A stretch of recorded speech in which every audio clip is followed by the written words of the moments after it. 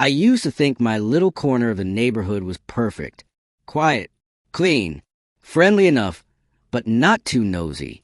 The kind of place where people nod hello, keep their lawns neat, and mind their own business. Just the way I liked it. My house sat at the end of a short cul-de-sac, tucked away behind a line of old oak trees. Nothing too fancy, just a small two-story with a long driveway that curved slightly off the street. I'd lived there for about 6 years. Never had a single issue with anyone. Not with the neighbors. Not with the HOA. Not even with the local kids who rode bikes up and down the road. It was a peaceful spot. I worked from home most days, so I had plenty of time to notice when something fell off. And at first, I didn't think much of it. A car cutting across my driveway? Sure, maybe someone was turning around. It happens. I let it go. Didn't even bother to check who it was. But it happened again. And then again. Same silver SUV. Same time every morning. Right when I'd be making coffee in the kitchen and staring out the window. It would glide up the street, turn sharply, skip the corner, and slide straight across my driveway like it was a shortcut. No hesitation. Like it was hers. The third time it happened, I squinted to see who was behind the wheel. A woman. Blonde. Mid-50s, maybe. Sunglasses. Large ones. Phone in her hand. Didn't look left or right. Didn't care. I stepped outside that morning just a little. Just enough so she could see me standing there. I thought maybe, just maybe, she'd realize someone lived there and it wasn't okay to use their private property like a road. But no, she rolled right through like I was invisible. That's when I heard it. The faint sound of a car horn, just a light tap, as if I was in her way. I didn't even know her name then, but I would learn it very soon. Karen. Of course it was Karen. She'd moved into the neighborhood just a few weeks before, bought the big house 3 lots down, the one with the fancy stone mailbox and the oversized American flag, the one that always had Amazon boxes stacked up on the porch like a mini warehouse. I hadn't met her officially. She never came over to introduce herself, never waved, but people talk, and in a place like this, news spreads fast. I heard from the guy next door that she was already sending HOA emails about fence heights and garbage cans being out for too long. Typical stuff, but the driveway thing, that felt personal. I told myself not to overreact. It's just a driveway. It's not like she was damaging anything, right? But then I noticed the tire marks. Fresh ones. Sharp turns where the wheels had cut into the edge of the grass. Small at first, but over the next few days, they got worse. She wasn't just cutting across the driveway. She was shaving off part of my lawn, turning too wide, driving too fast. I watched one morning as she took the shortcut while sipping coffee and holding her phone up like she was on FaceTime. Didn't even slow down. I finally decided to say something. The next morning, I waited outside by my car. Casual, friendly posture. No confrontation. Just a neighborly chat. As she pulled in for her usual shortcut, I raised a hand. She rolled down the window halfway, eyebrows already raised like I was bothering her. "Hey," I said with a polite smile, "would you mind not cutting to my driveway? It's been messing up the lawn and—" She cut me off mid-sentence. "Oh, it's just quicker this way," she said, her voice flat. "You're right on the corner." I blinked. "I know, but it's still my driveway." She shrugged, literally shrugged. "Well, it's not a big deal. I'm not hurting anything." I tried again. "It's private property." That's when she gave me a look. The kind that says she's done talking. The window rolled up, and she drove away without another word. No apology. No promise to stop. And that's when I knew. This wasn't an accident. It wasn't a one-time shortcut or some misunderstanding. She decided that her time was more important than my property. And worse, she didn't care what I thought about it. A few days passed. I hoped she'd cool off, maybe reflect. But instead, it escalated. Now, it wasn't just her. 2 other cars began doing it. One black sedan in the evening. One red hatchback in the morning. Same pattern.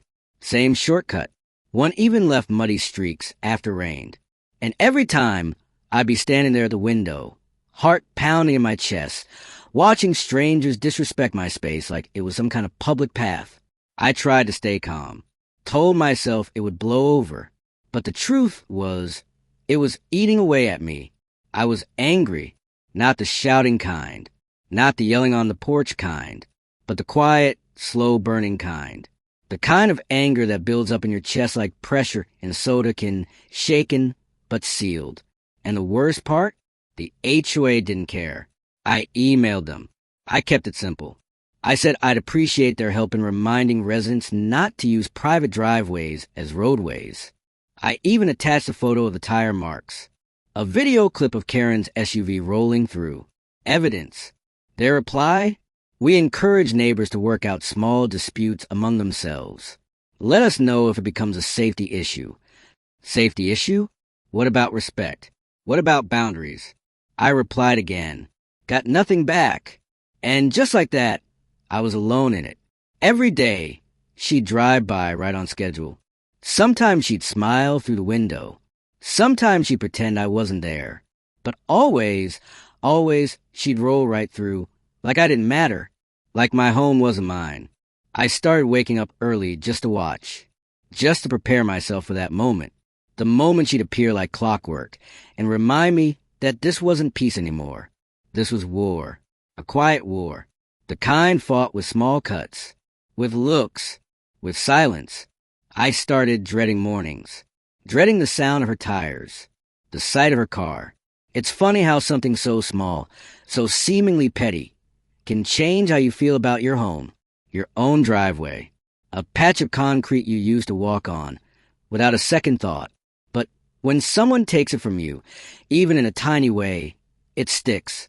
It stays in your mind, like a splinter. I stopped inviting friends over. I was too embarrassed. I didn't want to explain the situation. I didn't want them to see the tire marks, the hedge lines. I tried trimming myself to stop the spread. They wouldn't understand. They'd say I was overthinking it. Maybe I was, but it felt like a violation. Every time.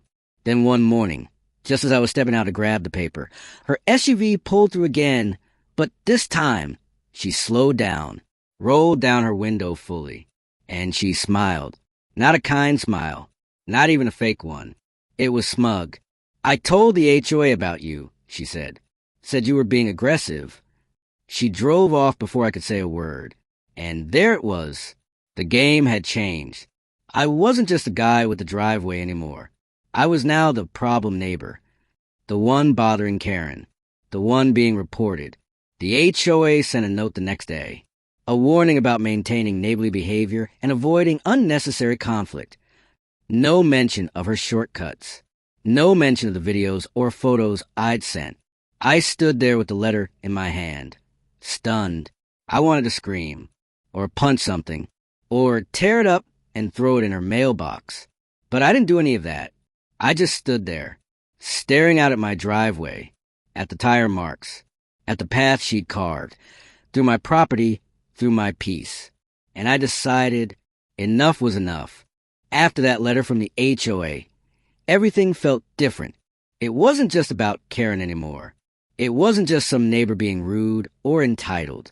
Now, it felt like I was up against the whole system. The rules, the board, the people who were supposed to keep the peace. They weren't protecting me. They were protecting her. Every time I stepped outside, I felt like I was being watched. Like people were peeking through curtains, whispering, judging. Because that's how it works, doesn't it? When someone complains loud enough and often enough, people assume there must be a reason, even if it's all nonsense, even if it's just noise. Karen had made her move, and now I was a villain in my own street. She kept using the driveway, of course. Now, even more proudly, like she won some invisible battle. Every morning, same SUV, same shortcut, same little glance in my direction, like she was daring me to say something. Sometimes she'd even smirk. And that smirk, that tiny expression, got under my skin more than anything else. I started to wonder if this was all part of her game. Push a little, wait for me to push back, then play the victim, get the HOA on her side, repeat. And the more I thought about it, the more it made sense. She didn't just want convenience. She wanted control, power. That smug satisfaction that came from bending people until they broke. But I wasn't going to break. Not yet. One afternoon, I stood at the end of the driveway, pretending to check my mailbox. Her SUV came rolling by, slow this time, like she was expecting me. I stepped forward just a little, made eye contact, and raised my hand to wave. Not friendly, not angry, just there. She didn't wave back, but she didn't drive through either. Progress? Maybe. Or maybe she was just picking her moment. The next day, she came through again, this time with a passenger. Someone in the front seat, laughing. The car cut across the driveway like nothing mattered, and the passenger pointed at my yard. I didn't know what they were saying, but I knew they were talking about me. It wasn't even about saving time anymore. It was about mocking me. I felt this tightness in my chest, this mix of anger and helplessness. I wanted to yell, to scream, to stand in front of her car and demand some basic human decency. But what would that do? Give her more fuel? More reason to twist the story? I walked back inside, sat on the edge of my couch, and just stared at the floor, and that's when the idea hit me. Not a full plan. Not yet. Just a tiny spark. I remembered something my grandfather used to say. If someone take a shortcut through your land, build a fence. If they knock the fence down, build a wall. And if they climb the wall, turn the whole thing into a maze. He meant it as a metaphor, I think, but it stuck with me. It echoed in my head. A maze. The thought made me laugh at first. It was absurd, but then it didn't feel so absurd. It felt possible, real, even smart. I didn't need to fight her. I didn't need to yell. I just needed to make it. Not worth the effort. But I wasn't there yet. Not quite, because things got worse. The following week, I noticed more cars cutting through. Not just 1 or 2, 3, 4, maybe 5 total. Some were the same. Some were new. One night, I counted 7 tire tracks going over my grass. I had cameras set up by then. Not hidden, just obvious enough to make a point. But if they noticed, they didn't care. And then came the package. A brown envelope in my mailbox. No return address. Inside was a printout of the HOA bylaws, marked with yellow highlighter. The section on landscaping rules. A sticky note on top that read, "We'll be watching. Keep your weeds trimmed." No name. No signature. Just that threat. That smile between the lines. Karen. It had to be her. I took the envelope inside, placed it on my kitchen table, and stared at it for a long time. This wasn't about the driveway anymore. This was a message. She wanted me to know that she had the HOA behind her, that she could twist the rules, manipulate the system, and get away with anything, and that if I pushed back, she'd find a way to make me the one in trouble. I felt trapped. I started having trouble sleeping. Woke up in the middle of the night, thinking I heard a car outside. I checked the cameras. Nothing. But I couldn't stop looking. My peace was gone. Stolen. Not by violence, not by theft, but by something much slower. Something quieter. The erosion of control. The feeling that my home wasn't mine anymore. But I didn't give up. Not yet. I started doing research. Reading up on HOA rules. Property lines. Zoning restrictions. Landscaping policies. Anything and everything I could get my hands on. I wanted to know exactly how far I could go without giving them a reason to find me. Because if I was going to fight back, it had to be clean, legal, untouchable. The idea of the maze kept coming back. That little joke of an idea. But each time it returned, it felt less like a joke. I took measurements of my driveway. I sketched plans in a notebook. I visited garden centers, talked to landscapers, asked questions, hypothetical ones, got quotes, took notes, and all the while, the shortcut continued, day after day, like clockwork. Karen's SUV, her friends, the strangers, the growing army of people who thought my property was just a faster way to get where they were going. Each day I nodded, smiled, pretended to ignore it, but inside I was building something, a plan, a response, not with anger, not with shouting, but with precision. I started taking photos of the grass damage, logged the dates, Created a folder on my computer. Built a timeline. Every tire mark. Every clip. Every email. Because if this ended up in court or in another HOA meeting, I wasn't going to show up empty-handed. But the thing that kept me going, the thing that stopped me from just selling a house and leaving, was the thought of that maze, that quiet revenge, that slow, methodical wall of green, a hedge tall enough to stop her, thick enough to confuse, beautiful enough to stay within the rules. It wasn't about keeping her out anymore. It was about sending a message she couldn't twist or rewrite or report to the board, a message she couldn't undo. I imagined her face the first time she saw it, the moment she turned the corner and realized the path was gone, that her shortcut had become a trap, that the driveway she claimed as her own had turned into something else. And I smiled, because finally I had a plan, and it was almost time. The first hedge went in on a Wednesday. I remember because it rained the day before, and I had to wait for the ground to settle. I stood at the edge of the driveway that morning, shovel in hand, coffee on the hood of my car, looking down at the freshly marked outline.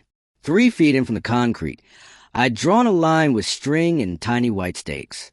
A curved path, narrow, unusual, not the kind of landscaping anyone expected to see along a driveway, especially not mine. I'd chosen boxwoods, dense, hardy, the kind that grow quickly if you feed them right. Deep green, a little glossy, and thick enough to discourage any kind of shortcut. And I wasn't planting just one row. I had something else in mind. Karen hadn't come by that morning. Maybe it was coincidence. Or maybe she saw the flags and figured something was up. Either way, I didn't care. My plan had already started, and there was no going back now. I worked for hours, planting each shrub with precision. Not too close, not too far. Just the right distance to eventually form a living wall. I didn't smile. I didn't wave at passing cars. I didn't even listen to music. This was war, and this was my defense. By the weekend, the first 3 rows were in, not enough to block anyone yet, but enough to catch attention. I caught a few neighbors slowing down as they drove by, peering out their windows. I could almost feel the questions forming in their heads. Why is he planting hedges along his driveway? What's he building? Is this even allowed? And then, finally, the silver SUV showed up again. Karen. She slowed down more than usual as she turned onto the street, saw me standing next to the newly planted bushes. Her window stayed up this time, but her expression said it all. Confusion, suspicion, and something else, irritation. She didn't drive through that day. She stopped at the corner, frowned, and turned onto her own driveway like a normal person. I didn't say a word. I just kept working. By the second week, the structure started taking shape. Not a maze yet, but a suggestion of one. Curved rows, tight turns, little openings between the greenery that hinted at pathways, but didn't go anywhere. It looked strange, purposefully strange. And that was the point. I wanted her to wonder. I wanted her to feel off balance. To know something was happening, but not be sure what. To drive by each morning and feel that gnawing, itchy thought that something she used to control was slipping away. And just like I expected, the whispers started. My neighbor 2 doors down caught me in the driveway one morning. "Building a hedge labyrinth or something?" he asked, trying to sound casual. "Just landscaping," I said with a smile. Trying something creative. He raised an eyebrow but didn't push. The next day, someone from the HOA drove by slowly. A little white sedan with their logo on the door. They didn't stop, just stared out the window, and kept rolling. I'd done my homework. The bylaws allow decorative hedges up to 4 feet in front yards, as long as they didn't obstruct sight lines or extend into the sidewalk. And since I wasn't building a fence or a structure, there was no permit required. I stayed within every rule, every line. I kept planting. Week by week, row by row, the maze grew. I added a curve here, a dead end there, a little circle of mulch at the center, just for symmetry. From above, it probably looked ridiculous. But from the ground, it was something else. A living puzzle. Odd and unexpected. Just enough to make a driver stop and wonder where the exit was. Karen did more than wonder. One morning, just as I was trimming a corner, I heard the tires. She pulled up halfway into the driveway and slammed on the brakes when she saw the hedges. There was still a path, technically, but it twisted just enough that she couldn't see through it. She rolled down the window. "Is this really necessary?" she snapped. I didn't look up. "Excuse me." She pointed at the hedges, waving her hand like she was swatting away a fly. Whatever this is, you're being petty." I kept trimming. "It's my yard. It's an eyesore." I shrugged. "It's just landscaping."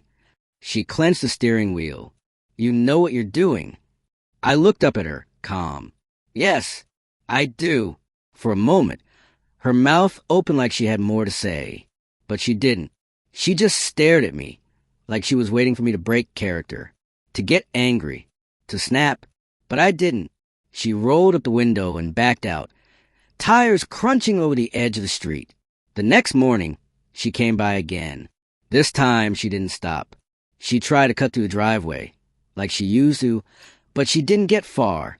The hedges had closed in tighter overnight. She hesitated to turn, tried to squeeze past, but her side mirror brushed against one of the bushes. I watched from the porch. She cursed, loudly, then backed out and sped off. She didn't come back the next day, or the day after. Something shifted after that. The shortcut traffic stopped. Not completely, but enough. No more sedans. No more red hatchbacks. Just the occasional delivery truck turning around. The message had been received. But Karen wasn't finished. One night, I found the hedge nearest the street broken. Snapped at the base. Clean break, like someone had kicked it. I checked the footage. Motion blur. Dark figure. No face. Just a person in a hoodie walking by at 11:43 p.m. A pause. A quick move. Then gone. I knew it was her. I didn't report it. I replanted the bush. Stronger this time. 2 weeks later, another letter came from the HOA. This one said my landscaping had received anonymous complaints, and that the board would be reviewing my design for consistency with neighborhood aesthetics. That was the phrase they used. Consistency with neighborhood aesthetics. I stared at that sentence for a long time. I emailed them back, attaching every rule they'd written, every page I'd read, every photo of the approved hedges and other homes. I told them my bushes were within the height limit, properly trimmed, set back from the sidewalk, and not obstructing any views. It took them 4 days to respond. They said no further action was required at this time. At this time. That was all I needed to hear. I added solar lights to the path. Low, decorative ones. Just enough to make the maze glow at night. I installed a little bird bath in the center. Put up a sign at the entrance that said, "Please enjoy responsibly, private property." It looked like art now. Some neighbors started walking by on purpose. A few even stopped to compliment the work. Karen didn't say a word, but she saw it every day. Every time she drove by, she saw the space she once controlled turn into something she couldn't touch, couldn't bend, couldn't use. And I didn't gloat. I didn't shout. I just smiled. Because sometimes revenge doesn't have to be loud. Sometimes it grows quietly, one hedge at a time. The maze had become something bigger than I ever imagined. It wasn't just a barrier anymore. It was a presence, a quiet, leafy symbol of everything I'd endured and everything I'd refused to let happen to me. People started calling it that twisty driveway, or the green thing on Oak Street. Some stopped to take photos. Others just stared as they drove past, probably trying to figure out if it was a joke, or if I'd really gone all in. I had, and I wasn't done. A local gardening blog even featured it. Snapped a few photos from the sidewalk and called it a unique take on suburban landscaping. They didn't know the story behind it. Not really, but it didn't matter. The point was, what used to be a war zone in my own front yard had become something people admired, even if they didn't fully understand it. That didn't sit well with Karen. She hadn't come near my property in weeks, but she still drove by slowly, always turning her head, always glaring like she wanted the hedges to disappear just by looking hard enough. But they didn't. They grew taller, greener, thicker, and I started to feel something I hadn't felt in a long time. Peace. It's a weird feeling, peace after a long, silent battle. It doesn't come with trumpets or applause. It's just this gentle stillness, this soft realization that you're no longer looking over your shoulder, that you don't flinch every time a car slows down in front of your house. But peace can also feel fragile. Like if you breathe too hard, it might slip away. I was cautious, still checking the cameras, still documenting things. I didn't want to let my guard down. Not yet. Then something happened that caught me off guard completely. A letter. Not from the HOA. Not anonymous. It was handwritten, folded neatly and taped to my door. Just a plain piece of lined paper, with a name at the bottom I didn't recognize. I opened it slowly, expecting sarcasm, or worse. But it wasn't that. It was from a woman down the street, 3 houses over. She'd never spoken to me before. The letter said, "I've been watching everything that's happened. I know about Karen. I've dealt with her too. She made my life miserable for 6 months when I moved in. Said my lawn ornaments were tacky and tried to get my bird feeder taken down. I just want you to know you're not alone. And I love what you've done with the hedges. It's brave. It's clever. And it made me feel like maybe we don't have to just take it anymore." That letter hit me harder than I expected, because the whole time I thought I was just dealing with one person, one neighbor with too much time and too little empathy. But it turns out, Karen wasn't just a problem for me. She was a storm that had rolled through other lives too, quietly, methodically, leaving damage no one talked about out loud. And maybe I had become a kind of answer, not by yelling, not by going door to door, but just by standing my ground, just by planting one hedge after another and refusing to let her decide how my story ended. For the first time in months, I felt proud, but Karen wasn't done. Not entirely. One morning, I noticed something odd. The bird bath at the center of the maze had been tipped over. Nothing was broken, but it had clearly been pushed. Deliberately. Not wind. Not an animal. The base was off-center, and the soil around it had fresh footprints. Someone had come in, late at night or early in the morning, and tried to disturb it. I checked the camera footage.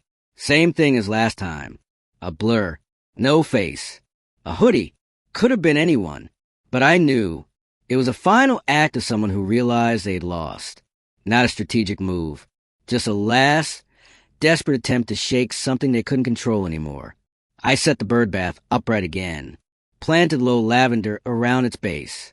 Added a small wooden bench nearby. Nothing fancy. Just enough for someone to sit and enjoy the space. I didn't hide it.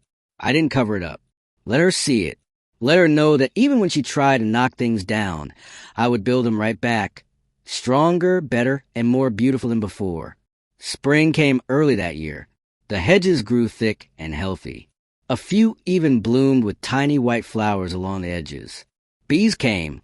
Birds nested. The maze wasn't just a symbol anymore. It was alive. It had become a sanctuary. And I started to notice something amazing.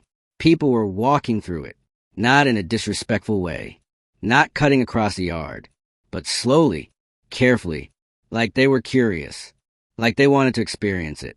Parents with little kids, teenagers with phones out, snapping selfies, an older couple with a dog, all walking the little twists and turns, admiring the layout, stopping at the center where the bird bath sat quietly among the lavender. It felt surreal. My defense had become a destination. I stood by the porch one evening, watching a little boy laugh as he led his dad to the maze, pretending to be lost, arms out like a cartoon explorer. The dad smiled at me, waved, and said, "This is amazing. You should charge admission." I laughed. But inside, I felt something warm, something real.